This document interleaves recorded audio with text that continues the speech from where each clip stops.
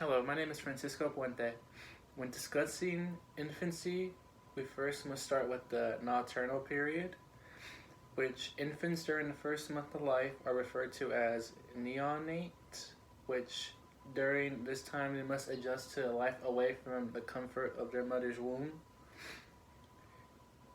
This period is a time of recovery from the birth process and fine tuning of vital functions in the body. Moving on to physical and motor development. During the first 4 months, the baby's skin has lost the newborn look. Vision and hearing have also improved dramatically. And from 5 to 8 months, fine motor skills develop, such as the use of their hands and fingers to perform tasks, such as grasping toys, etc. Gross motor skills are then developed, which is like sitting and also crawling. And from 9 to 12 months, they are 3 times as heavier as they were when they were first born. They are now able to stand alone. They learn to play social games such as peekaboo and are even able to feed themselves. Moving on, we have the 6 states of arousal in infants. We have waking activity, crying, alert inactivity, drowsiness, regular sleep, and irregular sleep.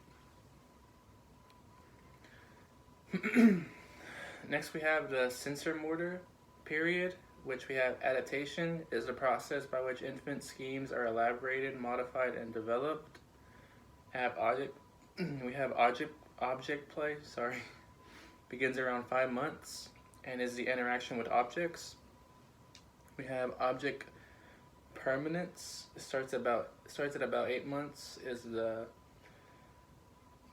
objects continue to exist even when out of sight.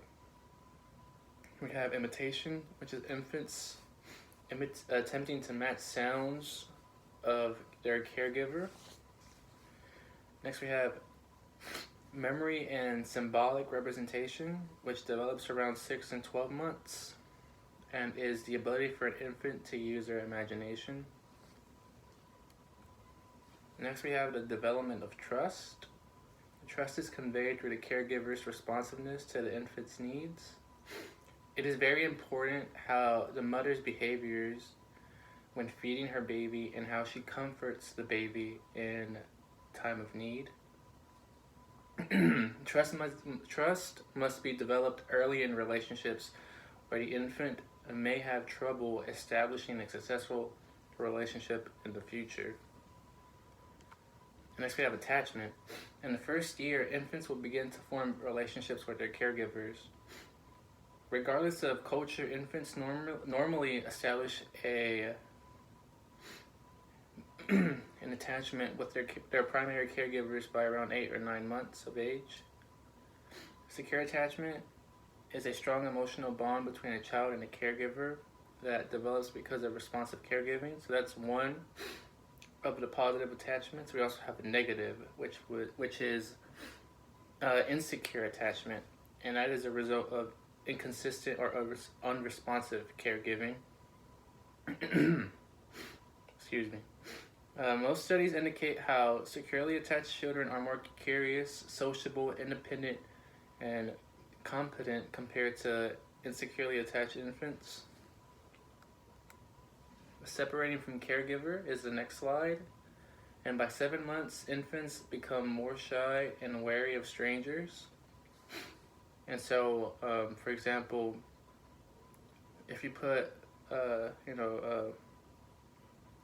an infant with a stranger and the stranger's holding a baby, and the mom just so happens to walk in the room, that baby's full attention is going to be given to the mom, not the stranger.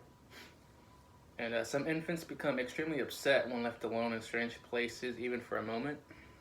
Infants may experience separation anxiety, which often continues throughout the remainder of their first year and much of their second year. Next, we have emotional development, which by 3 months they become calm, attentive, and interested in the world around them. By 5 months, infants are able to recognize their caregiver and become more alert to their surroundings. 9 months, they become a two-way communicator. Infants begin to engage in dialogues with others.